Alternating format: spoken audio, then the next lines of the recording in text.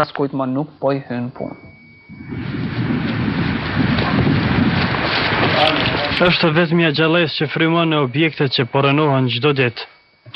Kazermave të dikurshme të FSK-s në llokart e Prishtinës, dalgadal po i humb edhe forma si pasojë e demolimeve të vazhdueshme nga ana njerëzve të papërgjegjshëm.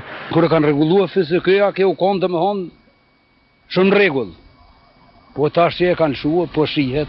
Çdo koment i kanë marrë me dritore, me qeramide, me po në Pakistan ku është ajo lufta që be shkatrujnë ani këtu, pas kam rri këtu. Ata që po bëjnë këtë nuk i kanë kursyer as murët dhe instalimet e energjisë elektrike, ndërsa një pjesë e oborrit është shndruar në deponi Berlloku. Banorët e zonës shprehen të indinjuar me këtë pasivitet të shtetit kosovar. Po gjithë ky vend gjëna milion kështu po çami po. Shumë keq me pa dikush kështu ashtu.